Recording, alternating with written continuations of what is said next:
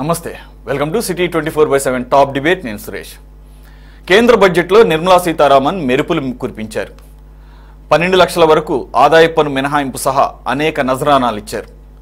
పేదలు, మధ్యతరగతి ప్రజలు, రైతుల సంక్షేమానికి బాటలు వేస్తూనే అన్ని వర్గాలకు సమన్యాయం చేసేందుకు యత్నించారు.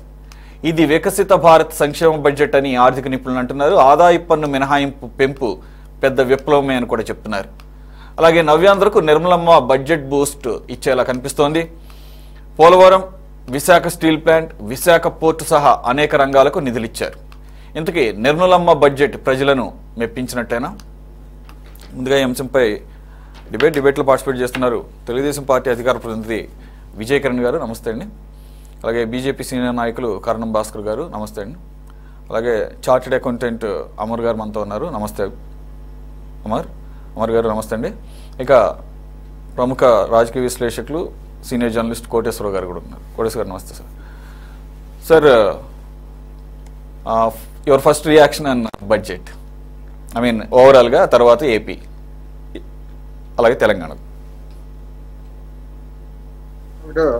బడ్జెట్ ని చూసినప్పుడు ఇదేమీ పెద్ద గొప్పగా సంతోషపడాల్సింది, సంబరపడాల్సింది ఏమీ లేదు అనేది నా అభిప్రాయం.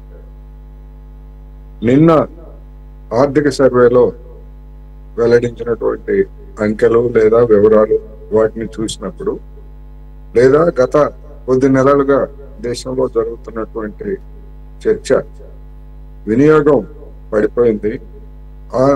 ఆ కారణంగా జీడిపి వృద్ధి రేటు మందగించింది అనేటువంటిది కార్మిక సంఘాల నుంచి, కమ్యూనిస్టుల నుంచి కార్పొరేట్ల వరకు పెద్ద ఎత్తున దాని గురించి ఆందోళన వ్యక్తం చేసినటువంటి తెలిసింది. గతంలో కమ్యూనిస్టులు కష్టజీవుల రాబడి పెంచడానికి వేతనాలు పెంచాలని కోరినప్పుడు, ఇంకేముంది వీళ్ళు ప్రతిదానికి వేతనాలు పెంచమంటారు, వాణిజ్యాలని, పరిశ్రమలని దెబ్బతీస్తారు అనేటువంటి ప్రచారాలతో విరుచుకుపడేటువంటి. ఇప్పుడు కార్పొరేట్లే ఆ విధమైనటువంటి డిమాండ్ చేస్తున్నారు అనేటువంటిది మనం గమనించాలి. మన ఆర్థిక సలహాదారు, కేంద్ర ఆర్థిక సలహాదారు అనంత నాగేశ్వరం గారే స్వయంగా అమెరికాలో ఫోర్డ్ ఉదంతాన్ని గుర్తు చేసినటువంటిది మనం గుర్తు చేసుకోవాలి. ఏమిటి ఫోర్డ్ ఉదంతం అంటే, నేను తయారు చేసే కార్లు అమ్ముడుకోవాలంటే నా దగ్గర పనిచేసేటువంటి కార్మికులకి వేతనాలు ఇవ్వాలి అని చెప్పేసి ఆయన చెప్పాడు అని చెప్పేసి ఆయన చెప్పారు. అదే పరిస్థితి ఇవాళ దేశంలో ప్రతి కార్పొరేట్ సంస్థ కూడా మాట్లాడుతూ ఉంది అనేటువంటిది గమనించాలి. ఎందుకు అంటే, అదేదో ప్రజల మీద ప్రేమ కాదు, వాళ్ళ సరుకులు అమ్ముడుకోకపోతే వాళ్ళ పెట్టుబడి నష్టం, లాభాల నష్టం అనేటువంటిది. ఆ దిశగా చూసినప్పుడు ఈ బడ్జెట్ లో అటువంటి కొనుగోలు శక్తి పెంచేందుకు తీసుకున్నటువంటి చర్యలు ఏమిటి అన్నది ప్రశ్న. దానికి గాను అనేక మంది చెప్తున్నది ఏంటంటే, ఆదాయ పన్ను 12 లక్షల వరకు మినహాయింపు ఇచ్చారు అని చెప్తున్నారు. దాని మీద లెక్కలు వేసి ఉద్యోగ సంఘాలు లేదా ఆర్థిక రంగంలో ఉన్నటువంటి నిపుణులు చెప్తున్నది ఏంటంటే, 80,000 రూపాయలు, 12 లక్షల రూపాయలు ఉండేటువంటి వాళ్ళకి 80,000 రూపాయలు ఏడాదికి ఆదా అవుతుందని చెప్పారు. మరి 80,000 రూపాయలు ఆదా అవుతున్న మాట వాస్తవం, దానికి కాదనలేము, ఆ మేరకు అదనంగా వస్తుంది. కానీ గడిచినటువంటి ఏడాది కాలంగా, లేకపోతే అంతకుముందు సంవత్సరం లేదా వర్తమానంలో పెరుగుతున్నటువంటి ధరలు, ద్రవ్యోల్బణం, వీటన్నిటిని పరిగణలోకి తీసుకున్నప్పుడు అది ఏ మూలకు సరిపోతుంది అనేటువంటిది పెద్ద ప్రశ్న. ఏమైనప్పటికీ ఒక పరిమితమైనటువంటి ప్రయోజనం తప్ప దీంతో మొత్తం దేశంలో ఉన్నటువంటి కొనుగోలు శక్తి పెరుగుతుందని చెప్పడానికి కూడా లేదు. ఎందుకని, ఎంతమంది ఉంటారు ఈ విధమైనటువంటి ఉద్యోగులు కావచ్చు, లేదా ఎంత ఆదాయం వచ్చేటువంటి వాళ్ళు అనేటువంటిది ప్రశ్న. ప్రభుత్వం పెద్దలే చెప్తున్నట్టుగానే 5 కోట్ల మంది ఈ పన్ను చెల్లింపుదారులుగా ఉన్నారని చెప్తున్నారు. దేశంలో 140 కోట్ల మంది జనాభా ఉంటే 5 కోట్ల మంది పన్నులు, అందులో వీళ్ళందరికీ మినహాయింపులు ఇస్తే, పోనీ నిర్మలా సీతారామన్ గారు చెప్పినటువంటిది ఏమిటి, మొత్తం రాయితీలన్నీ కలిపి 1,00,000 కోట్లు అని చెప్పారు.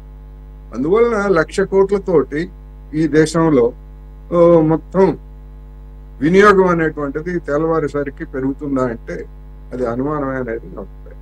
ఇక 2 తెలుగు రాష్ట్రాలకు వచ్చేసరికి ఏమి ప్రత్యేకంగా ఒరగబెట్టింది ఏమీ లేదనేటువంటిది ఒకటి. రైల్వే బడ్జెట్లు, రైల్వే పథకాలు మామూలుగా ప్రతి బడ్జెట్ లో కూడా పెంపుదల, ఇన్ఫ్లేషన్ అనుగుణంగా అయినా పెంపుదల అనేటువంటిది ఉంటుంది.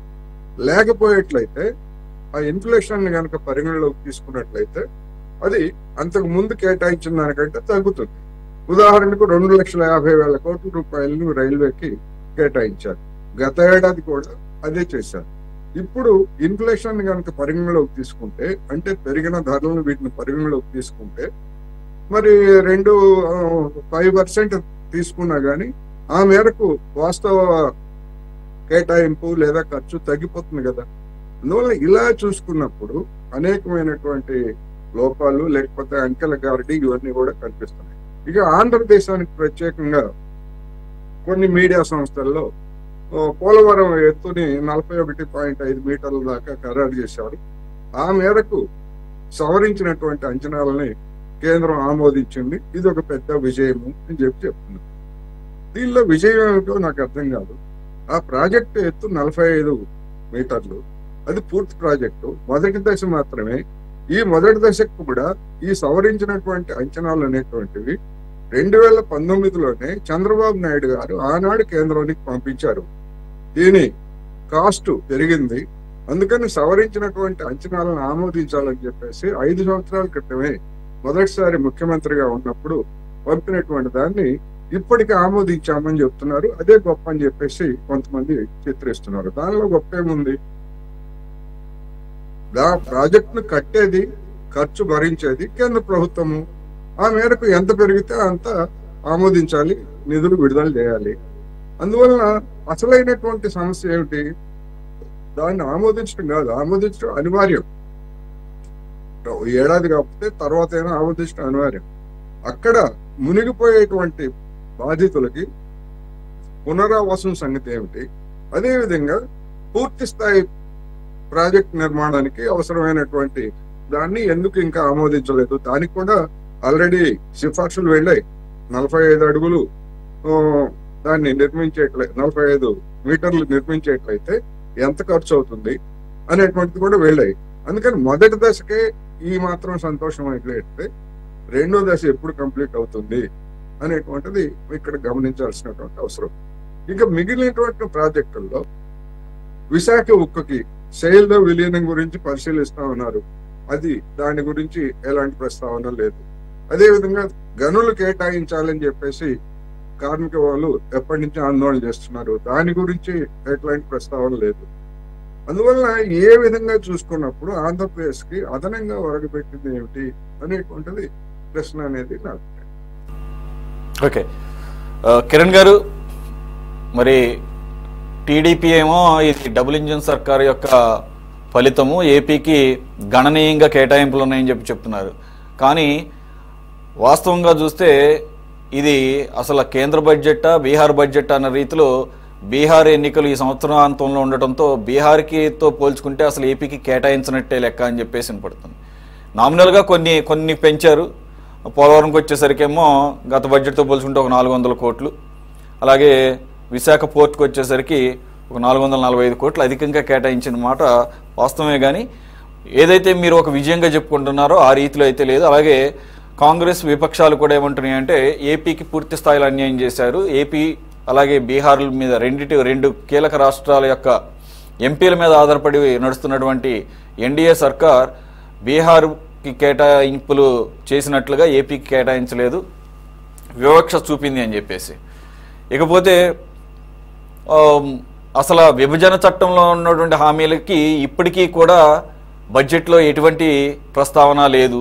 వెనకబడిన ప్రాంతాలకి ఆర్థిక ప్యాకేజీలు అని చెప్పేసి. కానీ ఇంకా మాట్లాడితే కాంగ్రెస్ అయితే ప్రత్యేక హోదాని ఇప్పటికీ కూడా లైవ్లోనే ఉంచాం మేము, ప్రత్యేక హోదా అంశం కూడా ప్రస్తావించలేదని చెప్పేసి. అఫ్కోర్స్ దాని గురించి ప్రస్తావిస్తారని చెప్పేసి ఎవరు ఆశలు పెట్టుకోలేదండి, ఎందుకంటే ఆ రకమైనటువంటి ఆశలను చంపేశారు కాబట్టి విజయవంతంగా. కానీ దానికి ప్రత్యామ్నాయంగా ఇంకా దానికి మించి తీసుకొస్తామన్నటువంటి నిధులు అదైతే కనుక ఈ బడ్జెట్ ప్రతిపాదనలో బడ్జెట్ కేటాయింపులు ఎక్కడ కనపడటం లేదని చెప్పేసి విపక్షాలు చేస్తున్నటువంటి వాదన. మీరేం విజయం అంటున్నారు, ఎలా విజయం చెప్పండి సార్? మీకు ప్యానల్ సభ్యులకి ప్రేక్షకులందరూ కూడా గుడ్ ఈవినింగ్ అండి. ఇప్పుడు అనేకమైనటువంటి అంశాలు ఓన్లీ కేవలం ఆంధ్రప్రదేశ్ని దృష్టిలో పెట్టుకొని లేదా బీహార్ని దృష్టిలో పెట్టుకొని మాత్రమే కాకుండా భారతదేశ వ్యాప్తంగా అన్ని రాష్ట్రాలకు సంబంధించిన కేటాయింపులకు సంబంధించి ప్రాజెక్టులకు సంబంధించి అనేక కేటాయింపులు జరిగినాయి. ఒక మాట అయితే వాస్తవం, ఎవరు అవునన్నా కాదన్నా బీహార్తో పాటు మనకు రాలేదనేది నెంబర్స్ చెప్తున్నాయి. నేను మీరు ఒప్పుకోకపోయినా ఆ నెంబర్స్ మనం కాదనలేనటువంటి పరిస్థితి. మన ఆలోచన కూడా బీహార్ కంటే లేదా బీహార్తో పాటుగా మనకి రావాలనేటువంటిది ఆలోచన. ఇక్కడ మనకి ఆంధ్రప్రదేశ్కి ప్రధానమైనటువంటి అంశం పోలవరం. అదే మనకి జీవనాడి అనేటువంటిది మన అందరికి కూడా తెలుసు. అటువంటి దాన్ని అడ్రస్ చేశారు. దానికి సంబంధించిన నిధులు కానీ ఇప్పుడు మీరు ఒకటి చూడండి, 5 సంవత్సరాలు పోలవరాన్ని నెగ్లెక్ట్ చేయటం ద్వారా 2019లో చంద్రబాబు నాయుడు గారు ఏ పెరిగిన అంచనాలను పంపించారో వాటిని ఇప్పుడు ఆమోదింప చేయటం అంటే 5 సంవత్సరాలు శూన్యం జరిగింది. 19 నుంచి 24 వరకు ఏదైతే మన ఆంధ్రప్రదేశ్కి చాలా ఇంపార్టెంట్ ప్రాజెక్టు. ఇక్కడ ప్రాబ్లం ఏంటంటే అండి, జాతీయ ప్రాజెక్టు ఎంతైనా వాళ్ళు పెట్టాల్సింది, కానీ దాని వర్క్ మొత్తం కూడా ఆంధ్రప్రదేశ్ ప్రభుత్వం తీసుకుంది. కారణం ఏంటి? జాతీయ ప్రాజెక్టులుగా దేశవ్యాప్తంగా ఉన్నటువంటి ఏ ప్రాజెక్టు కూడా ముందుకు కదిలినటువంటి పరిస్థితి మనం చూడలేదు. కానీ పోలవరం మాత్రమే 72% చంద్రబాబు నాయుడు గారు దిగిపోయే సమయానికి పూర్తయింది. సారు చెప్పారు, ఓన్లీ అదొక్కటే కాదు, R&R ప్యాకేజ్ కానీ వాటికి సంబంధించిన వాటి మీద ఇంపార్టెంట్, అది చాలా ఇంపార్టెంట్ అని చెప్పారు. వాటిని కూడా అడ్రస్ చేస్తున్నారు. ఇక్కడ సమయం చాలా ఇంపార్టెంట్ అండి. ఇప్పుడు డయాఫ్రమ్ వాళ్ళు మళ్ళీ తిరిగి పునర్నిర్మించాల్సినటువంటి పరిస్థితి ఏర్పడింది. దానికి కారణం ఆ 5 సంవత్సరాలు. ఏదో నేను గత ప్రభుత్వం మీద తోసేసి పక్కకి వెళ్ళిపోవాలనేది కాదు, ఆ ఎఫెక్ట్స్ ఆ రిఫ్లెక్షన్స్ మనకి ఈ రోజు పడతా ఉన్నాయి. ఇప్పుడు అవన్నీ కూడా వృధా ఖర్చే కదా. కాబట్టి మనకి ప్రధానమైనటువంటిది పోలవరం ప్రాజెక్టు. దానికి సంబంధించి కేంద్ర ప్రభుత్వం అడ్రస్ చేసింది. రెండవది వైజాగ్ స్టీల్ ప్లాంట్. మొన్ననే మనం చూసాము, దాన్ని ఆదుకునేటువంటి విషయంలో ముందుకొచ్చారు. కుమారస్వామి గారు కూడా వచ్చి ప్రైవేటీకరణ అనేది జరగడానికి అవకాశం లేదు, చేయమని కూడా చెప్పారు. అది మాత్రమే కాకుండా వైజాగ్ పోర్టును కూడా అడ్రస్ చేశారు. అంటే ఇక్కడ మన రాష్ట్రానికి డైరెక్ట్ గా చేయగలిగినవి చేస్తా ఉన్నారు. ఇండైరెక్ట్ గా సెంట్రల్ గవర్నమెంట్ పాలసీస్ లో లేదు ప్రాజెక్ట్స్ లో వచ్చేటువంటి వాటిలో కూడా మన భాగస్వామ్యం జల్ జీవన్ మిషన్ లో కానివ్వండి, లేదు హౌసింగ్ సంబంధించి కానివ్వండి, తర్వాత ఈ షిప్పింగ్ కి సంబంధించిన వాటిలో కానివ్వండి, అనేకమైన వాటిలో మనం కూడా ముందుకెళ్ళేటువంటి పరిస్థితి. ఇక్కడ ప్రధానమైనటువంటిది ప్రత్యేకంగా చెప్పుకోవాల్సింది 12 లక్షల రూపాయల వరకు ఇన్కమ్ ట్యాక్స్ నుంచి మినహాయింపు. దీని ప్రభావం, దీని యొక్క ఉపయోగం ఎంత ఉంటుంది అనేటువంటిది మిడిల్ క్లాస్, ఏదో 1 లక్ష రూపాయలు 1,50,000 జీతం వచ్చే వాళ్ళకి లేదు ఆ సెక్టార్ కి ఎంత ఉపయోగంగా ఉంటుందో మనందరికీ తెలియంది కాదు. ఇక్కడ ఉన్నటువంటి విఘ్నులైన వాళ్ళందరికీ కూడా తెలిసిన విషయమే. అయితే ఒక్కటైతే వాస్తవం, మనకైతే ఆ స్థాయిలో వచ్చుంటే నిజంగా చాలా ఆనందపడాల్సినటువంటి పరిస్థితి ఉండేది.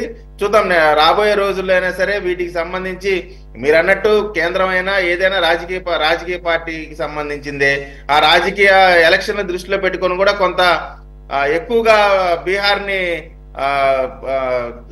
ఎక్కువగా నిధులు కేటాయించడం లేదా వాటిని ఎక్కువగా, ఇప్పుడు చూడండి, ఇప్పుడు దేశం మొత్తం కూడా బీహార్ మీదే చర్చ జరుగుతా ఉంది. ఇప్పుడు బీహార్ ప్రజలు కూడా ఏమనుకుంటారు, బీహార్ ని ప్రత్యేకంగా కేంద్రం చూస్తుంది కాబట్టి అనేటువంటి ఆలోచన బీహార్ ప్రజల్లో కూడా ఒక పాజిటివ్ వేవ్, అంటే పాలిటిక్స్ గా నేను చెప్పకపోయినప్పుడు కూడా ఇదొక పాజిటివ్ వేవ్ పొలిటికల్ గా కూడా ఒకటి ఉంటది. అయితే ఎక్కడా కూడా ఏ రంగాన్ని కూడా విస్మరించింది లేదు, ప్రతి రంగాన్ని కూడా టచ్ చేశారు. అటు వ్యవసాయం సంబంధించి కానీ అన్నిటినీ నిజంగా చాలా చంద్రబాబు నాయుడు గారు ఇచ్చిన కితాబు ఊరికే ఏదో జస్ట్ లైక్ దట్లుగా ఏదో ఎన్డీఏ కూటమిలో మనం ఏదో ఉండాం కదా అనేటువంటి ఉద్దేశంతో కాకుండా దాన్ని పూర్తిగా చూసిన తర్వాత కొంత మనకి కేటాయింపుల్లో కొంత తక్కువ ఉన్నప్పటికి కూడా బై అండ్ లార్జ్ భారతదేశ వ్యాప్తంగా ఈ బడ్జెట్ అద్భుతమైన బడ్జెట్ అనేటువంటిది చూశారు కాబట్టి మనం కూడా ఈరోజు చూస్తా ఉన్నాం. ఇంకా పూర్తి బడ్జెట్ ని స్టడీ చేయాల్సింది కాబట్టి ఇప్పటికైతే మాత్రం ఇప్పుడు మీరు చూడండి, మెడికల్ కి సంబంధించి కూడా చాలా వాటి మీద ఈ ఇంపోర్ట్ ఛార్జెస్ కూడా తగ్గించారు. అంటే ఇట్లా ఏదైతే ఇంపార్టెంట్ ఉన్నాయో వాటన్నిటిని కూడా టచ్ చేశారు. బై అండ్ లార్జ్ డైరెక్ట్ గా మనకి కేటాయింపులు లేనప్పటికి కూడా ఇది ఒక మంచి బడ్జెట్ అంటానికి ఎటువంటి సందేహం లేదు. ఇంకా మనకి అదనంగా ఇంకా కేటాయించినట్టయితే ఇంకా అద్భుతంగా ఉండేటువంటిది ఆంధ్రప్రదేశ్ పౌరుడిగా మన అభిప్రాయం అండి. రైట్. ఓకే, చార్టెడ్ అకౌంటెంట్ అమరు గారు ఉన్నారు. అమరు గారు, మీ అబ్జర్వేషన్ ఏంటి ఓవరాల్గా? ఐ మీన్ మీ అకౌంటెన్సీ టర్మ్స్లో ఇది మేజర్గా కనపడుతుంది. 12 లక్షల రూపాయల వరకు వార్షిక ఆదాయం ఉన్న వాళ్ళకి బిగ్ రిలీఫ్ లాగా కనపడుతుంది. అది కూడా ఎక్స్పెండిచర్ పెరగటం ద్వారా ఆబ్వియస్గా ఆర్థిక వ్యవస్థ కూడా బలోపేతం అవుతుంది అనేది, అంటే కొనుగోలు శక్తి ప్రజలకి పెంచాలనే ఉద్దేశంతో చేశారు. ఇది ఒక బిగ్ రిలీఫ్. అది తప్ప మిగిలినంతా కూడా పెద్ద గొప్పగా ఏం లేదని చెప్పేసి రాజకీయపరమైనటువంటి వ్యాఖ్యలు వినపడుతున్నాయి, రాజకీయ పక్షాలు చేస్తున్నాయి. మీ అబ్జర్వేషన్? సార్, నా అబ్జర్వేషన్ కూడా అదే విధంగా ఉంది సార్. ఇప్పుడు మన బడ్జెట్ స్పీచ్ అంతా అయిన తర్వాత చూస్తే ఏదైతే ఎగ్జామ్షన్స్, ఏదైతే రేట్స్ రిడక్షన్ వల్ల మ్యాక్స్ టు మ్యాక్స్ 1000 crores వరకు there is a loss of revenue అని చెప్పేసి నిర్మలా సీతారామన్ గారు డైరెక్ట్ గా బడ్జెట్ అనౌన్స్మెంట్ స్పీచ్ లోనే చెప్పారు. సో ఆ 1000 crores will not be able to sufficient for entire circulation కోసం. దీంతో పాటు చూస్తే కానీ ఓవరాల్ గా బడ్జెట్ లో చూస్తే ఫిజికల్ డెఫిసిట్ ఏదైతే మేనేజ్ చేయడానికి వీటి గురించి మేజర్ కాన్సన్ట్రేషన్ చేస్తున్నట్టుంది. దాంతో పాటు క్యాపిటల్ ఏదైతే ఇన్ఫ్యూషన్ చేద్దాం అనుకుంటున్నాం, దాంతో పాటు ఎంఎస్ఎంఈస్ కానీ ఏదైతే ఇండస్ట్రీస్ కానీ మోర్ ఇన్సెంటివ్స్ ప్రొవైడ్ చేస్తున్నారు చూస్తున్నారు, వాళ్ళని సపోర్ట్ చేస్తూ. ఇవి మనం చూసే సిజిడిఎంఎస్ లిమిట్స్ ఏదైతే ఉన్నా 5 crores నుంచి 10 crores చేశారు. దాంతోపాటు వెనకబడిన వర్గాలు ఎవరైతే ఉన్నాయో ఎస్సీ వాళ్ళకి 2 crores వరకు టర్మ్ లోన్ ఇస్తా అన్నారు. ఇలాగా మల్టిపుల్ ప్రపోజల్స్ ఉన్నాయి. వీరాస్ టు ఇంక్రీజ్ ఎక్స్పోర్ట్స్ కానీ ఎకానమీ పెంచడానికి చూస్తున్నారు తప్ప వేరే దీనివల్ల ఏంటంటే క్యాపిటల్ ఎక్కువ బిజినెస్ రొటేషన్స్ జరుగుతాయి, బ్యాంక్ నుంచి ఫండింగ్స్ వస్తాయి, కొత్త వ్యాపారాలు వస్తాయి, దానివల్ల ఎంప్లాయ్మెంట్ జనరేట్ అవుతుంది, అక్కడి నుంచి ఆదాయం జనరేట్ ఈ విధంగా రొటేషన్ అవుతుంది అనే ఉద్దేశంతో ఈ బడ్జెట్ అదే విధంగా ఏర్పాటు చేశారు. దాంతో పాటు ఇంకోటి ఏంటంటే ఎక్స్పోర్ట్స్ మేనేజ్ చేయడానికి మనం చూస్తే పోస్టల్ డిపార్ట్మెంట్ ని రెగ్యులర్ భారత్ ట్రేడ్ పోర్టల్ అని కొత్తగా పోర్టల్ డెవలప్ చేసి దాన్ని పోస్టల్ డిపార్ట్మెంట్ ఇంటిగ్రేట్ చేయడం వల్ల ఏవైతే ఉందో మారుమూల పల్లెటూరు నుంచి ఎవరైతే ఉన్నారో వాళ్ళందరూ కూడా వాళ్ళు డెవలప్ చేసిన ప్రొడక్ట్స్ వాళ్ళు ఎక్స్పోర్ట్ చేయడానికి కూడా అవకాశాలు ఎన్నో ఉంటాయి. దాంతోపాటు గ్లోబల్ జీసీసీ అని చెప్పేసి అని సెంటర్స్ కొన్ని ఎస్టాబ్లిష్ చేస్తున్నారు. దానివల్ల ఏంటంటే కెపాసిటీ బిల్డింగ్ అవుతూ ఉంటుంది ప్రొడక్ట్స్ ఏదైతే ఉన్నాయో గ్లోబల్ స్టాండర్డ్స్ కోసం. ఇది కూడా మంచి ఇది సార్. దాంతో పాటు ఏంటంటే మనం చూస్తే టూరిజం కూడా మోర్ కాన్సన్ట్రేషన్ చేశారు. మనం దాని రిపుల్ ఎఫెక్ట్ బాగా ఉంటుంది సార్. అంటే మన హోటల్కి ఏదైనా ట్రావెల్కి వెళ్ళినప్పుడు కానీ ఏదైనా ఈవెంట్స్కి వెళ్ళినప్పుడు కానీ హోటల్ స్టేస్లో స్టే చేస్తూ ఉంటాం. అది కాకుండా ఇప్పుడు హోమ్ స్టేస్ కూడా ఇండస్ట్రీకి కన్సిడర్ చేసుకుని దాని మీద కూడా ఫండింగ్ ఇస్తానని చెప్పేసి అని ముద్రా లోన్స్ ఇస్తానని కూడా చెప్పారు. అది కూడా ఒక మంచి దానివల్ల ఏంటంటే హౌస్ హోల్డ్ ఇన్కమ్స్ అవి పెరుగుతాయి, వాళ్ళు కూడా టాక్సేషన్ పరివ్యూలోకి వస్తారు. దానివల్ల ఏంటంటే మన రూమ్ కెపాసిటీ అది కూడా పెరుగుతుంది, ఆక్యుపెన్సీ కూడా పెరుగుతాయి, రూమ్స్ అవన్నీ కూడా అవైలబిలిటీలోకి ఉండేసరికి టూరిజం కూడా పెరుగుతుంది అనే ఉద్దేశంతో అవి కూడా చేస్తున్నారు. వీటిలన్నింటితో పాటు ఏదైతే ఉందో మన ఇంకోటి మనం చూసుకోవాల్సింది ఏంటంటే tax new income tax bill తీసుకొస్తా అంటున్నారు. అది కూడా విచ్ విల్ హ్యాపెనింగ్ కదా నెక్స్ట్ 1 or 2 weeks లో కొత్త బిల్లు తీసుకొస్తాం. దీనివల్ల ఏంటంటే కాంప్లికేటెడ్ గా ఉన్న ఇన్కమ్ ట్యాక్స్ ఏదైతే ఉందో దానంతటిని సింప్లిఫై చేసి మనకి కొత్త బెటర్ కంప్లైన్సెస్ కోసం వీటి కోసం చూస్తే ప్రయత్నిస్తున్నారు. ఓవరాల్ గా చూస్తే మధ్య తరగతి వాళ్ళకి బాగానే ఉంది, అలాగే వ్యాపార తరగతి వాళ్ళకి బాగుంది. గవర్నమెంట్ తరఫు నుంచి కూడా మనం ప్రపోజల్స్ పంపిస్తే they are ready to support it అన్న ఉద్దేశంతోనే ఉన్నాయి తప్ప ఈ స్టేట్ ఫేవరబుల్ ఈ స్టేట్ ఫేవరబుల్ అని కాకుండా నాకైతే అదే విధంగా అనిపిస్తుంది. ఐ అండర్స్టాండ్ బడ్జెట్ బీహార్ వాళ్ళకి there is a given priority, but apart from that మిగిలిన వాళ్ళందరికీ కూడా సమాన అవకాశాలు ఉన్నాయనే ఉద్దేశంతో చెప్తున్నాను సార్. అంటే మనం ప్రొయాక్టివ్ గా ఉంటే మనకి మోర్ ఫండ్స్ తెచ్చుకోవచ్చు. బడ్జెట్ ఉన్న సారాంశం అయితే నా అభిప్రాయం అయితే అది సార్. రైట్.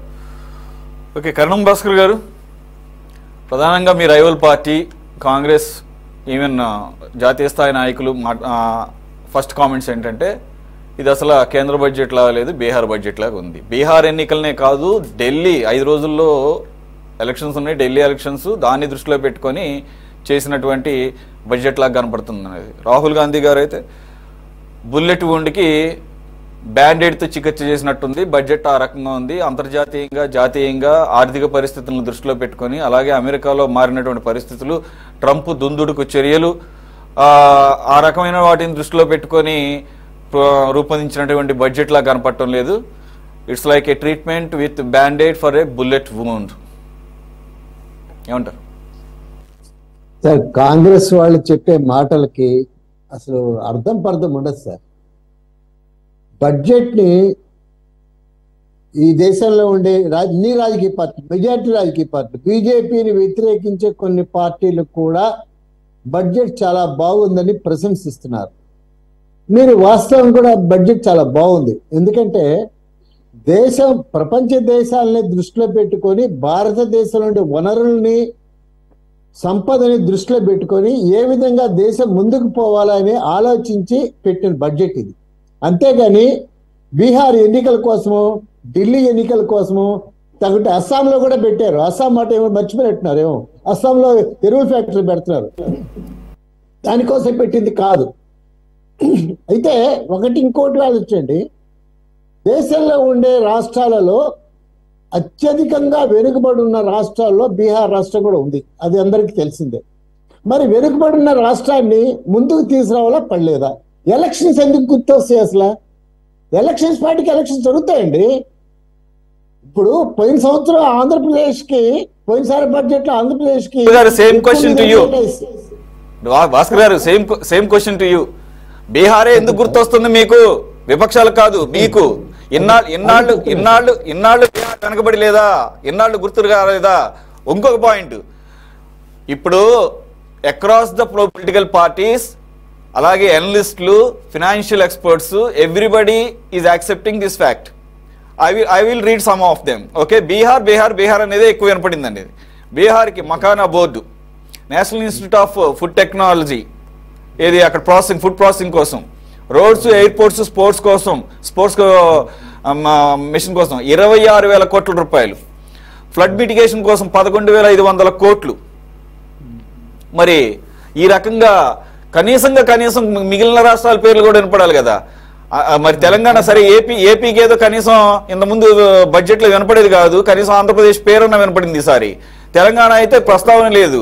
మరి హరీష్ రావు గారు అంటున్నారు దేశం అంటే మట్టి కాదు, దేశం అంటే మనుషులు అని చెప్పేసి గుర్రజాడ గారి దాంతో ప్రారంభించినటువంటి నిర్మలా సీతారామన్ గారు దేశం అంటే కొన్ని రాష్ట్రాలేనా, దేశం అంటే అన్ని రాష్ట్రాలు కాదా?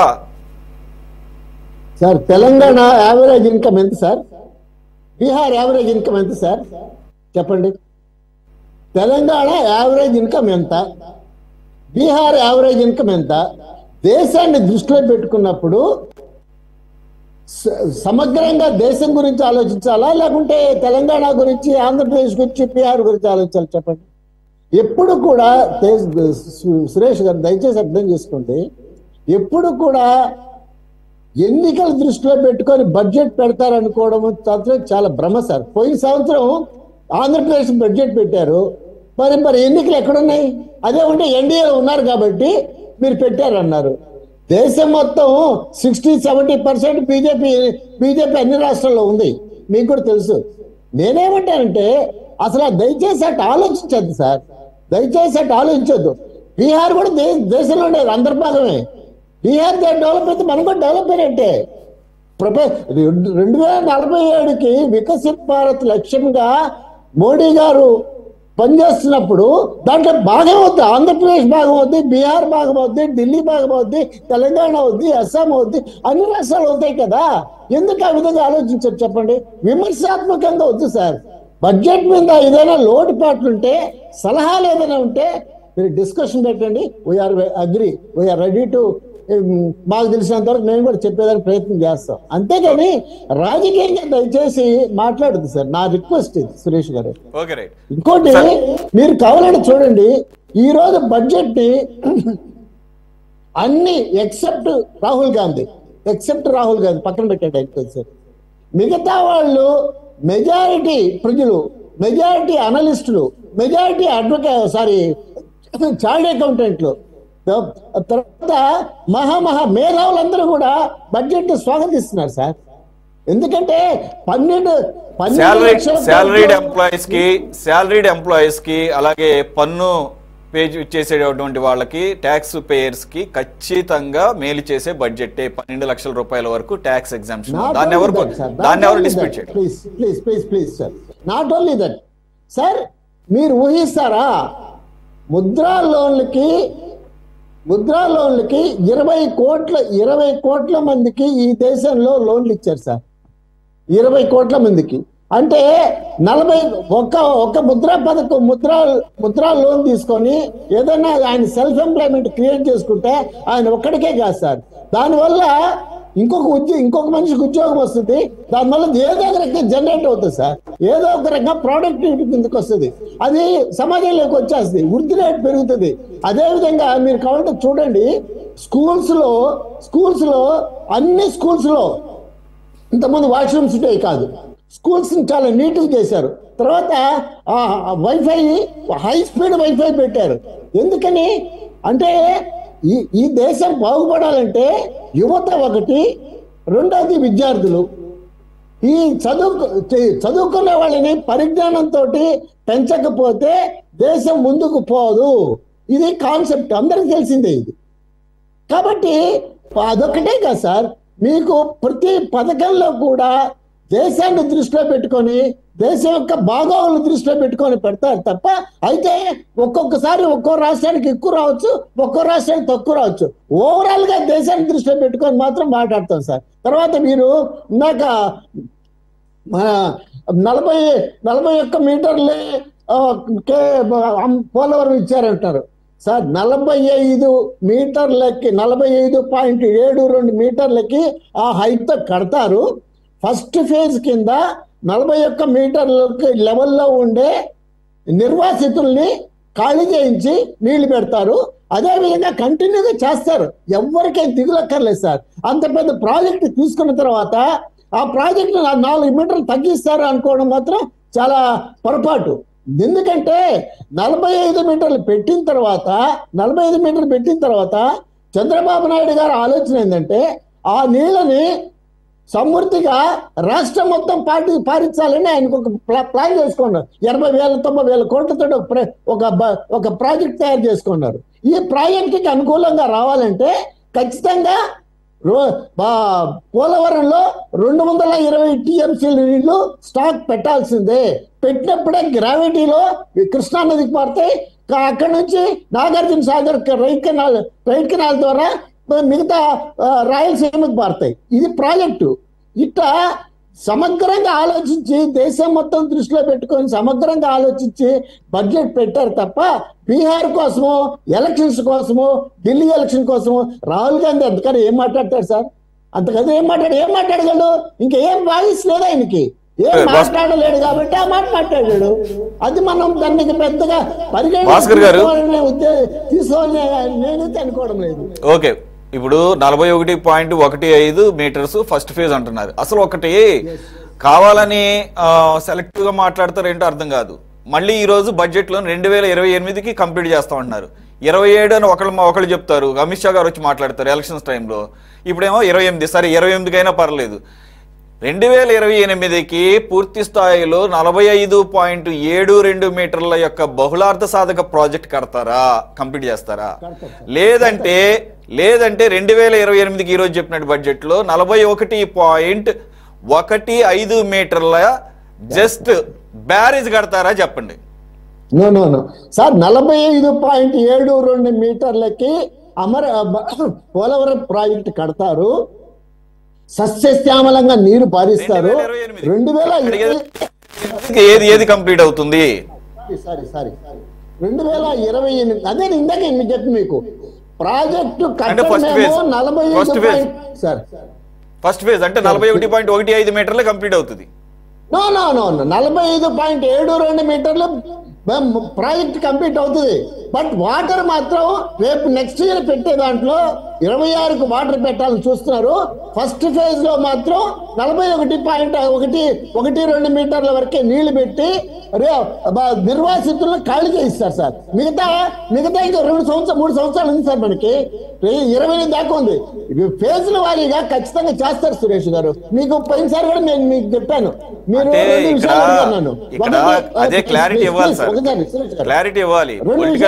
ఒకటేంటంటే విశాఖపట్నం స్టీల్ ప్లాంట్ విషయం అడిగారు, నేను చెప్పా ఖచ్చితంగా చేస్తారు సార్ అని చెప్పి చేస్తున్నారు.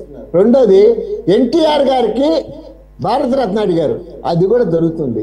ఎప్పుడు కూడా దేశంలో జరగాలి. ఇప్పుడు ఆయనకి భారతరత్న ఇచ్చినంత మాత్రాన మన తలరాత్రులు మారిపోగానే ముందు బడ్జెట్ పోయినసారి మరి తనరాలు మారుతాయి అలా మీరు పోయినసారి నాతో వార్కు చేశారు మీరు.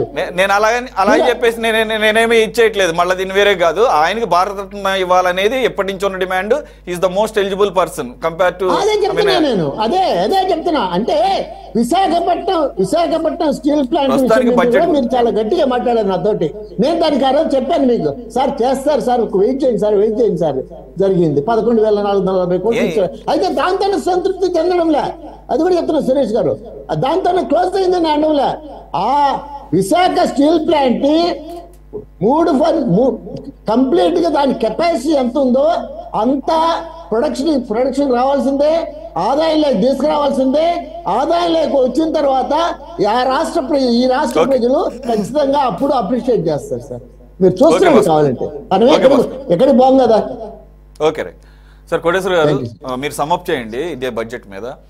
ఒకటి, ఈ పొలిటికల్ పార్టీస్ ఇచ్చేటప్పుడు కూడా క్లారిటీ పూర్తిగా ఉండదు. ఇప్పుడు 2028కి అంటున్నారు, ఓకే, కానీ 41.15 ఇది ఫస్ట్ ఫేజు. అంటే ఇప్పుడు ఇది 2028కి ఒక డెడ్ లైన్ గా పెట్టుకోవాలా? కానీ భాస్కర్ గారు అంటుందేమో 2026కే ఫస్ట్ ఫేజ్ కంప్లీట్ అవుతుంది, వాటర్ ఇస్తాం. 45.72 అది full level sir. 45.72 full level అదే. కానీ ఇక్కడ మాకు అనుమానం ఏంటంటే, భయం ఏంటంటే, అది బహుళార్థ సాధక ప్రాజెక్ట్ గా ఉంటుందా చివరికి, లేదా దాంతో సరిపెట్టారు. ఎందుకంటే గత ప్రభుత్వం వెళ్ళి 41.15కి ఒప్పుకుందని చెప్పేసి అన్నారు కదా, ఆ ఒప్పందం రద్దు చేశారు లేదా క్లారిటీ లేదు కదా మాకు. ఆ ఒప్పందం రద్దు చేశారు. ఇదేం జగన్మోహన్ రెడ్డి ప్రభుత్వం కాదు సార్, మైండ్ ఇదేం జగన్మోహన్ రెడ్డి ప్రభుత్వం అయితే కాదు. చెప్పండి ఆ ప్రపోజల్ ఏం లేదు, ఆ ప్రపోజల్ క్యాన్సిల్ అయిపోయింది. చెప్తున్నా సార్, మీరు జగన్మోహన్ ప్రభుత్వం లాగా మీరు చెప్పడం కాదు, పెట్టేసి తర్వాత దాని ప్రాజెక్ట్ పెంచేసి వంశ ప్రకారం చేసుకునే ప్రభుత్వం అయితే కాదు. ఇది దేశ ప్రజల కోసం, రాష్ట్ర ప్రజల కోసం అహర్నిశలు కృషి చేసే పార్టీలు ఇప్పుడు అధికారంలో ఉండేది. కాబట్టి అన్ని పనులు జరుగుతాయి. చూడండి సార్. కోటేశ్వర గారు, మీ అబ్జర్వేషన్ సార్. నాకైతే క్లారిటీ రాలేదు, మీకేమైనా ఉంటే చెప్పండి. ఇప్పుడు నేను బుకాయింపు అనే మాట వాడుతున్నానని భాస్కర్ గారు ఏమనుకోవద్దు. బుకాయింపులతోటి ప్రాజెక్టులు పూర్తి కావండి. ఒకటి సార్ కోటేశ్వర గారు, నేను ఎవరిని బుకాయించను సార్. సార్ మీరు అట్లా భావించుంటే, మీకు అట్ట నేను కానీ ఏదైనా మిమ్మల్ని ఇబ్బంది పెట్టుంటే సారీ. నేను ఇబ్బంది పెట్టారని కాదు, చెప్తున్నా నేను.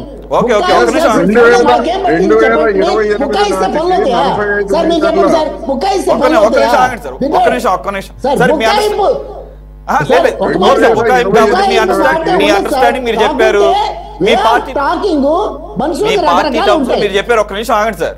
మీ పార్టీ టర్మ్స్ లో మీరు చెప్పారు, దాని పేరు ఏదైనా పెట్టుకుందాం, తర్వాత ముందు అసలు మీ అండర్స్టాండింగ్ మీరు చెప్పారు. కోటేశ్వర గారు అండర్స్టాండింగ్ చెప్తారు, ఒకసారి విందాం. చెప్పండి సార్. 2028 నాటికి 45 మీటర్ల ఎత్తున పూర్తి ప్రాజెక్ట్ ను కడతారు అని చెప్పేసి భాస్కర్ గారు చెప్తున్నారు. ఏ అంచనాతో చెప్తున్నారు, ఏ ప్రాతిపదికన చెప్తున్నారు? ఇంతవరకు 45 పాయింట్ల దానికి డిపిఆర్ ని పెరిగినటువంటి ఖర్చుని కేంద్ర ప్రభుత్వం ఆమోదించలేదు. 41.5 మీటర్లకే 5 సంవత్సరాల నాటి నుంచి ఎందుకు పెండింగ్ లో పెట్టారు? జగన్మోహన్ రెడ్డి గారు కట్టకపోతే కేంద్రంలో ఉన్నటువంటి పెద్దలు ఏం చేస్తున్నారు? ఏ గుడ్డి గుర్రాలకు పనులు తోముతున్నారు? ఎందుకని రాష్ట్ర ప్రభుత్వాన్ని ఒత్తిడి చేయలేదు? ఇది ప్రశ్న. దానికి సమాధానం చెప్పరు. చంద్రబాబు నాయుడు గారు కట్టొచ్చు, లేకపోతే ఇంకోటి చేయొచ్చు. 28 కాకపోతే 30కి, నాకు 28కి కట్టాలని ఏం లేదు. 30కి కట్టినా గానీ అది మంచిదే. ఎందుకంటే 30 కట్టినా మంచిదే. డయాఫ్రామ్ వాళ్ళు కట్టడానికి ఏడాది పడుతుందని చెప్తున్నారు కదా. 26 అయిపోతుంది. 26 అయిపోద్ది డయాఫ్రామ్ వాళ్ళు కట్టడానికి. 45 మీటర్లకి ఎక్కడి నుంచి కడతారు? దానికి సంబంధించినటువంటి బడ్జెట్ ఎక్కడ ఉంది? ఇవన్నీ కూడా అందుకనే నేను అంటున్నాను, మీరు వ్యక్తిగతంగా తీసుకోవద్దు. బుకాయింపులతోటి ప్రాజెక్టులు కట్టవు. పోలవరం అసలే పూర్తి కాదు అనేది చెప్తున్నాండి. అందుకని వాస్తవాల ప్రాతిపదిక మీద మాట్లాడండి. రెండోది, బీహార్ డెవలప్ చేయొద్దని. ఒక్క నిమిషం భాస్కర్ గారు, ఒక్క నిమిషం, మీ పాయింట్ అర్థమైంది, ఆగండి ఒక్క నిమిషం. బీహార్ ని డెవలప్ చేయొద్దా అని అంటున్నారు. బీహార్ ని డెవలప్ చేయొద్దని ఎవరన్నారండి? బీహార్ తో పాటు దరిద్రంలో ఉన్నటువంటి ఉత్తరప్రదేశ్ ఉంది, మధ్యప్రదేశ్ ఉంది, ఛత్తీస్గఢ్ ఉంది, ఒరిస్సా ఉంది. మరి 10 ఏళ్ల నుంచి బీహార్ మీ మిత్రుడేగా అక్కడ ఉన్నది. ఒకసారి అటు వెళ్ళినా ఇటు వెళ్ళినా మీరు అధికారంలో ఉన్నారు. కేంద్రంలో 2 ఇంజన్ల పాలన ఉంది. 10 ఏళ్ల నుంచి బీహార్ కి ఎందుకని ఆ విధమైనటువంటి ప్రాధాన్యత ఇచ్చి ఒక అభివృద్ధి చెందినటువంటి రాష్ట్రంగా ఎందుకు తీసుకురాలేకపోయారనే దానికి సమాధానం లేదు. What about Uttar Pradesh, what about Madhya Pradesh? ఇవన్నీ దరిద్రంలోనూ లేదా మానవ అభివృద్ధిలోనూ అన్నింటిలోనూ బీహార్ తో ఈక్వల్ గా ఉన్నటువంటి రాష్ట్రాలే కదా. ఇప్పుడు బీహార్ గురించి అడిగితే ఎన్నికలు కాదు అని చెప్తారు. ఎవరు నమ్ముతారండి ఇవన్నీ ఎన్నికలు కాదని? ఇప్పుడు బీహార్ ని నిలబెట్టుకుంటే ఆ బీహార్ తర్వాత వచ్చేటువంటి ఉత్తరప్రదేశ్ ఎన్నికల కోసం ఎంత చేస్తున్నారు అనేటువంటిది వాస్తవం.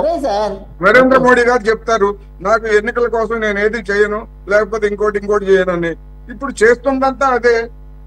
ఎందుకని ఆత్మవంచన చేసుకోవద్దు. ఏ రాజకీయ పార్టీ అయినా, నరేంద్ర మోడీ గారైనా, కాంగ్రెస్ అయినా, తెలుగుదేశం అయినా ఆత్మవంచన చేసుకోవద్దు. అందరికీ తెలుసు బహిరంగంగా జరుగుతున్నటువంటి వాటిని చూసిన తర్వాత బీహార్ అభివృద్ధి చేయక్కర్లేదా? ఏం చేశారండి 10 ఏళ్ల నుంచి కేంద్ర ప్రభుత్వం ఏం చేస్తుంది? ఇప్పుడే మెలకు వచ్చిందా నరేంద్ర మోడీ గారికి?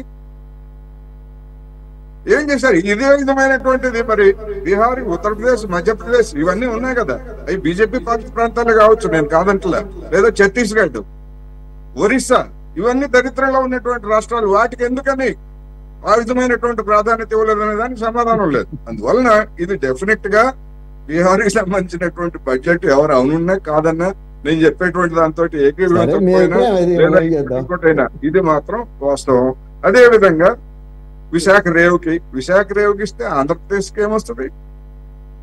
అది కేంద్ర ప్రభుత్వం రేవు, అది దానికి డెవలప్మెంట్ కి ఎప్పుడు ఇవ్వాలి, మెయింటెనెన్స్ కి ఇవ్వాలి. అదే విధంగా విశాఖ ఉక్కు ఫ్యాక్టరీకి 11,000 ఇచ్చి మేము గొప్ప అంటున్నారు. విశాఖ ఉక్కు ఫ్యాక్టరీలో ఉన్నటువంటి కెపాసిటీ ఎంత, అక్కడ ఉన్నటువంటి కార్మికులు ఎంతమంది? అదే మరి భద్రావతిలో ఉన్నటువంటి ఉక్కు ఫ్యాక్టరీ ఎంత?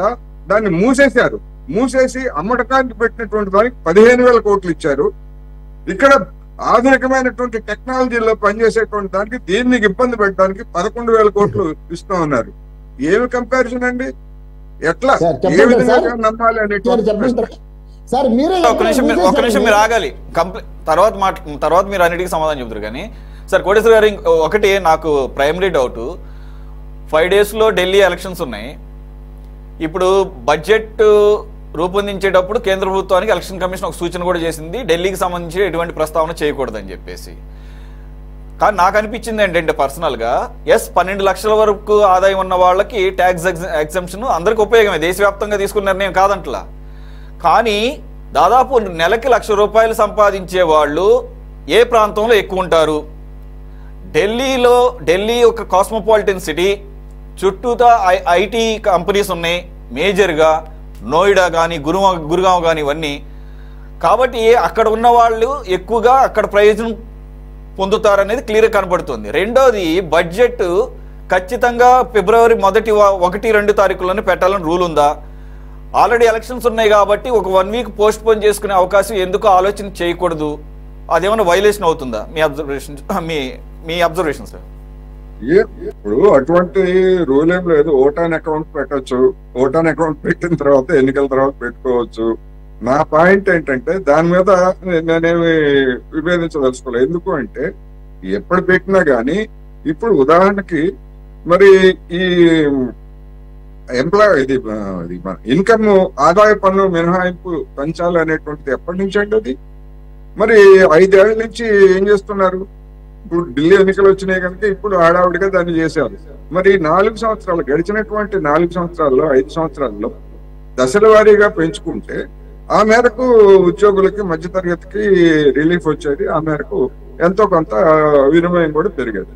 కానీ ఏకంగా ఒక్కసారిగా 12 లక్షలకి పెంచడం అంటే డెఫినెట్ గా ఢిల్లీ ఎన్నికలను దృష్టిలో పెట్టుకునే అది అందరికీ ఉపయోగపడుతుంది అంటే అందరికీ ఉపయోగపడుతుంది డెఫినెట్ గా.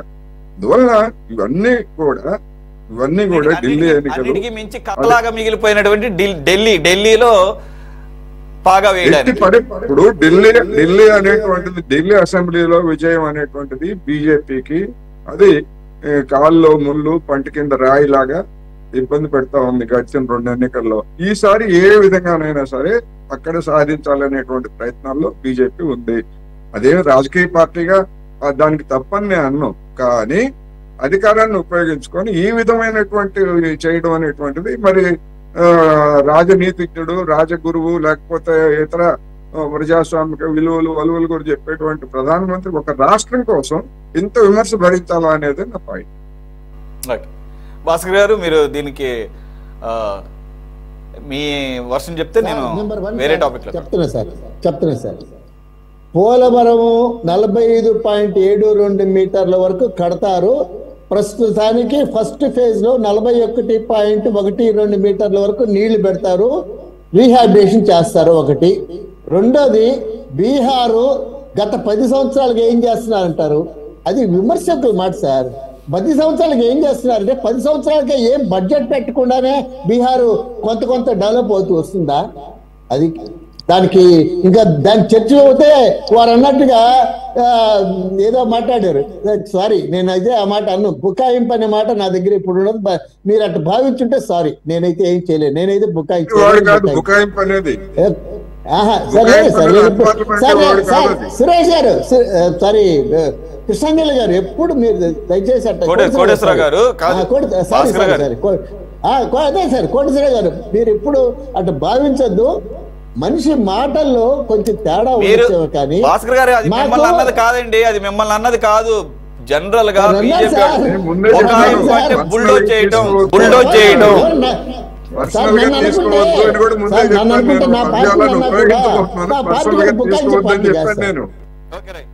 ఓకే. భాస్కర్ గారు, మీ పాయింట్ నాకు అర్థమైంది. కిరణ్ గారు, ఇప్పుడు మీరు కూటమిలో ఉన్నారు కాబట్టి ఇక్కడ వచ్చింది సార్. మీ పాయింట్ నాకు అర్థమైంది. మీరు ఒక్క నిమిషం, మనకి ఎక్కువ సమయం లేదు. 12 లక్షలు సార్, 12 లక్షల రూపాయలు సార్ ఎప్పటి నుంచో చాలా మంది ఊహిస్తుంది సార్. అయితే 12 లక్షలు ఊహించరా, అది దానికి చెప్పండి, నేను ఒప్పుకుంటా.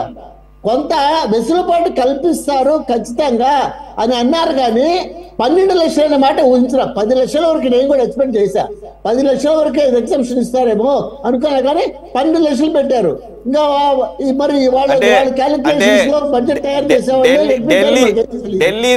ఢిల్లీ రేంజ్ టచ్ చేయాలంటే మరి 12 దాకా వెళ్ళాలి. అది అక్కడ క్యాలిక్యులేషన్ కనపడుతుందండి. రైట్. కిరణ్ గారు, పోలవరం విషయంలో మీకేమన్నా ఒక క్లారిటీ ఏమన్నా వచ్చిందా? ఈ రోజు బడ్జెట్ లో 41.15 ఫస్ట్ ఫేజ్ కు సంబంధించినటువంటి అంచనాలు 30,000 కోట్ల రూపాయలకి ఆమోదించారు. దానికి తగ్గట్టుగా కేటాయింపులు చేశారు. ఇప్పుడు 45.75 అయితే గనక దాన్ని మల్టీ ఫోల్డ్స్ లో పెరుగుతుంది. ప్లస్ అంచనాలు కూడా భారీ ఎత్తున పెరుగుతాయి. వీటన్నిటిని మించి ఆర్ఆర్ ప్యాకేజీకి చాలా భారీ ఎత్తున నిధులు కేటాయించాల్సి వస్తుంది. మరి 2028 అని ఇచ్చిన దానికి కోటేశ్వర గారు అవుతుంది అది సార్ 45కి 1,00,000 కోట్లు అవుతుంది. అవును, 41కి 30,000 కోట్లు అయితే అది కూడా పాత అంచనాలు. ఇవి కోటేశ్వర గారు చెప్పినట్లు దాదాపుగా 7-8 సంవత్సరాల క్రితం అంచనాలు. మరి 2025లో ఉన్నాం. దీనికే సంబరపడిపోతున్నాం. మొత్తానికి అయితే యాక్సెప్ట్ చేసింది. ఒక్క నిమిషం సార్ భాస్కర్ గారు, మనకి ఎక్కువ సమయం లేదు, క్రాస్ టాకింగ్ వద్దు. 2028 అని చెప్పేసి అంటున్నారు సార్. మరి 2028కి అయ్యేది అది బహుళార్థ సాధక ప్రాజెక్ట్ అవ్వదు, జస్ట్ ఒక బ్యారేజ్ అవుతుంది. మరి టీడీపీ విషయంలో ఏమైనా క్లారిటీ ఇస్తుందా సార్? ఇప్పుడు 2028కి 41 సంథింగ్ చెప్పారు కదా, అంతవరకే అవుతుంది అనేటువంటిది కాదు. 2028 నాటికి పోలవరం ప్రాజెక్టు పూర్తి చేస్తామనేటువంటిది చెప్పారు. ఇప్పుడు పూర్తి స్థాయి ప్రాజెక్ట్ అయితేనే మనకు ఉపయోగం. పూర్తి స్థాయి ప్రాజెక్టు నిర్మించటమే తెలుగుదేశం పార్టీ యొక్క లక్ష్యం. ఆ లక్ష్యంతోనే యుద్ధ ప్రాతిపదికన ఇప్పుడు ఆ స్టేట్ గవర్నమెంట్ ఆ బాధ్యత తీసుకుంటూనే మా చిత్తశుద్ధి, తెలుగుదేశం పార్టీ చిత్తశుద్ధిలో మాత్రం ఎటువంటి శంకించాల్సినటువంటి అవసరం లేదు. మీరు గతంలో కూడా చూశారు, మేము కేంద్ర ప్రభుత్వంతో విభేదించింది కూడా ఏదో మా స్వార్థ ప్రయోజనాల కోసం కాదు, ఆంధ్ర రాష్ట్ర భవిష్యత్తు కోసం, ఆ రోజున స్పెషల్ కేటగిరీ స్టేటస్ కోసమని అవిశ్రాంతమైన పోరాటం చేశాం. కేంద్ర ప్రభుత్వంతో కలిసి ఉన్న దాన్ని కూడా బయటకు వచ్చి, అంటే మా ఇంట్రెస్ట్ స్టేట్ ఫస్ట్, అంతేగాని మా కేసులు ఫస్ట్ కాదు, లేదు మా సొంత ప్రయోజనాలు ఫస్ట్ కాదు. కాబట్టి స్టేట్ ఫస్ట్, పోలవరం అనేది ఒకసారి పూర్తి స్థాయి కాకుండా మీరు అన్నట్టు బ్యారేజ్ స్థాయిగా మనం చేస్తే అది అంతే మళ్ళీ అటకెక్కేటువంటి అవకాశం ఉంటుంది. ఎట్టి పరిస్థితుల్లో కూడా తెలుగుదేశం పార్టీ పూర్తి స్థాయి బహుళార్థకమైనటువంటి ప్రాజెక్టుగానే దీన్ని పూర్తి చేయాలనేటువంటి దృఢ నిశ్చయంతో ఉంది. దాంట్లో వెనుకడుగు వేసే ప్రసక్తే ఉండదని మాత్రం సిటీ కేబుల్ సాక్షిగా మరొకసారి ఆంధ్ర రాష్ట్ర ప్రజలకి పునరుద్ఘాటిస్తా ఉన్నానండి గారు. ఖచ్చితంగా నేను కూడా ఒప్పుకున్నా, మీ చిత్తశుద్ధిని ఎవరు శంకించడం లేదు, కానీ మాకు కేంద్రం మీదే అనుమానాలు ఉన్నాయి. ఎటువంటి అనుమానం అంటే, ఎందుకనంటే ఇప్పుడు మీరు చెప్పిందే కేంద్రంలో ఉన్న ఏ పెద్దల చేతైనా చెప్పించండి 45.75తో 2028కి కంప్లీట్ చేపిస్తామని చెప్పేసి. ఎందుకంటే ఈరోజు మెన్షన్ చేసింది ఏది 41.15 కాంటూర్కి మాత్రమే సంబంధించినటువంటి అంచనాలను యాక్సెప్ట్ చేయటం కానీ దాని కేటాయింపులు కానీ. కాబట్టి ఇక్కడ రెండు మ్యాచ్ కావటం లేదు. మీరు అంతే తప్ప మీరే కాదు ఇక్కడ మనం ప్రత్యేకంగా గుర్తించాల్సిందేనండి. వాళ్ళ పార్లమెంట్ లో ఆంధ్రప్రదేశ్ పేరు కనీసం మోగుతా ఉంది. గత 5 సంవత్సరాలు ఆంధ్రప్రదేశ్ అనే రాష్ట్రం ఒకటి ఉందనేటువంటి పరిస్థితి కూడా లేకుండా పోయిన పరిస్థితి నుంచి ఈ రోజు ఆంధ్రప్రదేశ్ లో పోలవరానికి సంబంధించి ఈ రోజు చర్చ జరుగుతా ఉందంటే పోలవరం గురించి ఎంత సీరియస్ గా వర్క్ చేస్తుంది అటు చంద్రబాబు నాయుడు గారు కానీ పవన్ కళ్యాణ్ గారికి కానీ మా ఆంధ్ర రాష్ట్ర కూటమి ప్రభుత్వం కానీ పూర్తి స్థాయిలో చేస్తుంది. ఫుల్ ఫ్లెడ్జ్డ్ గా పోలవరం ప్రాజెక్టు పూర్తి చేసే విధంగా కేంద్రంతో అన్ని రకాలైనటువంటి ప్రకటనలు కూడా వస్తే అందులో ఎటువంటి సందేహం లేదు. కేంద్రం మీరు చూశారు, మీరు ఎక్కడా కూడా మేము ఆంధ్రప్రదేశ్ కి సంబంధించి మీరు ఎక్కడా కూడా వెనకడుగు వేయట్లేదు. వైజాగ్ స్టీల్ ప్లాంట్ మీద కూడా అనేకమైనటువంటి ఆరోపణలు చేశారు. ఇంకేముంది, అయిపోయింది అనుకున్నారు. కానీ అది అభివృద్ధి చేసే ప్రక్రియ కూడా మొదలు పెడతామని చెప్పారు. కాబట్టి అన్ని మీరు అడగనటువంటి అన్ని ప్రజలకు ఏ అయితే అవసరమో, ఆంధ్ర రాష్ట్ర అభివృద్ధికి ఏ అయితే అవసరమో వాటన్నిటి గురించి కూడా చిత్తశుద్ధితో పనిచేస్తా ఉంది డబుల్ ఇంజిన్ సర్కార్. 100% ఆంధ్ర రాష్ట్ర ప్రజల యొక్క యాస్పిరేషన్స్ మొత్తం కూడా పూర్తి చేసి తీరుతుంది. అది వారి బాధ్యతగా భావిస్తా ఉన్నారు. కాబట్టి ఇవాళ పార్లమెంట్ లో కూడా ఆంధ్రప్రదేశ్ పేరు ఇప్పుడు 41.15 మీటర్ల ఎత్తులో మీరు అన్నట్టు బ్యారేజ్ గా చేయటంత మాత్రం మనకి పెద్దగా ఒరిగేదేముండదు. కాబట్టి పూర్తి స్థాయి పోలవరం ప్రాజెక్టు అనేటువంటిది పెద్దలు ఉన్నారు బీజేపీకి సంబంధించి కూడా, వారికి కూడా కొంత దీని మీద అవగాహన ఉంటుంది. కాబట్టి వారు కూడా వారి బీజేపీకి సంబంధించిన మంత్రులతో కూడా చెప్పించాల్సిన అవసరం ఉంటుంది. మా ఎన్డీఏ కూటమిగా చంద్రబాబు నాయుడు గారి తలంపు అయితే మాత్రం ఎట్టి పరిస్థితిలో ఫుల్ ఫ్లెడ్జ్డ్ పోలవరం ప్రాజెక్టు పూర్తి చేసేలాగా ప్రధానమంత్రి గారిని కూడా ఒప్పించి మెప్పించే పరిస్థితి ఉంటుంది. కాబట్టి ఖచ్చితంగా అది చేసి తీరుతాము. ఈరోజు ఏదో కేటాయింపులు ఇవాళ బడ్జెట్ లో తక్కువగా ఏది కంపేర్ టు బీహార్ తో చేసుకుంటే తక్కువగా ఉంది అనేటువంటి మాట కంటే కూడా పూర్తి స్థాయి బడ్జెట్ లో వాటికి ఉన్నటువంటి అన్ని అవకాశాలని అందిపుచ్చుకొని ఆ కేటాయింపులు ఏ రంగానికి కేటాయించారో వాటన్నిటిని కూడా అందిపుచ్చుకొని చేసేటువంటి శక్తి సామర్థ్యాలు ఉన్నటువంటి నాయకుడు చంద్రబాబు నాయుడు గారు. కాబట్టి ఖచ్చితంగా వాటన్నిటిని ఉపయోగించుకుంటాం. రాని వాటిని గురించి కూడా పోరాటం చేస్తాం. చేసే ప్రతి పని కూడా ఆంధ్ర రాష్ట్ర అభివృద్ధికి సోపానం కాబోతా ఉంది.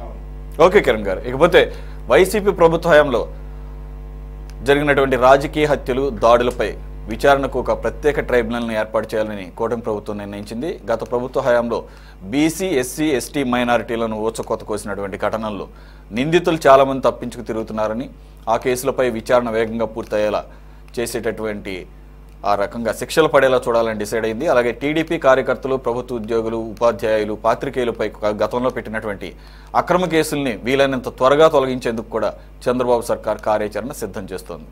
అలాగే సూపర్ 6లో ఉన్నటువంటి ఒక 3 పథకాలు జూన్ లోపల అమలయ్యేలా కూడా కార్యాచరణ సిద్ధం చేస్తున్నట్లుగా నిన్న జరిగినటువంటి టీడీపీ పొలిట్ బ్యూరో సమావేశంలో ఒక నిర్ణయానికి వచ్చినట్లుగా